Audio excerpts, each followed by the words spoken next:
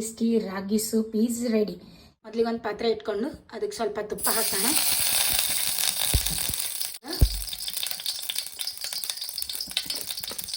ಶುಂಠಿ ಬೆಳ್ಳುಳ್ಳಿ ಪೇಸ್ಟ್, ಸಣ್ಣದಾಗಿ ಹೆಚ್ಚಿಟ್ಕೊಂಡಿರೋ ಈರುಳ್ಳಿ, ಸಣ್ಣದಾಗಿ ಹೆಚ್ಚಿಟ್ಕೊಂಡಿರೋ ಕ್ಯಾರೆಟು ಮತ್ತು ಕ್ಯಾಬೇಜ್, ಸ್ವಲ್ಪ sweet corn,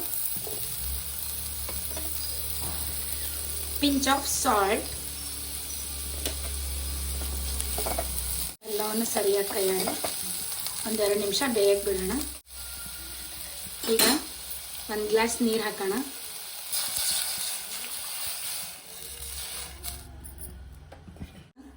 pinch off pepper powder. ಈಗ ಮುಚ್ಚಳವನ್ನು ಮುಚ್ಚಿ ಒಂದೆರಡು ನಿಮಿಷ ಕಾಯಕ್ಕೆ ಬಿಡೋಣ.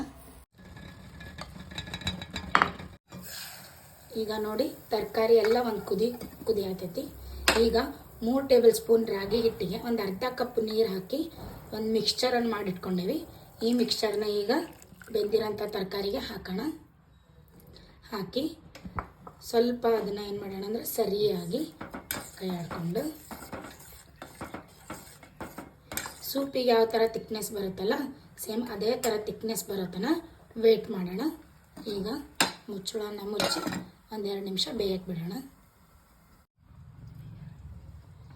ನೋಡಿ ಈಗ ಆಲ್ಮೋಸ್ಟ್ ಅದು ಸೂಪು ತಿಕ್ನೆಸ್ಸಿಗೆ ಆಲ್ರೆಡಿ ಬಂದಾಯ್ತು. ಈಗ ಫೈನಲಿ ನಾವೇನು ಮಾಡೋಣ ಅಂದರೆ ಟೇಸ್ಟಿಗೆ ಒಂದು ಅರ್ಧ ನಿಂಬೆ ಹಣ್ಣಿನ ಜ್ಯೂಸನ್ನ ಅದಕ್ಕೆ ಹಾಕೋಣ.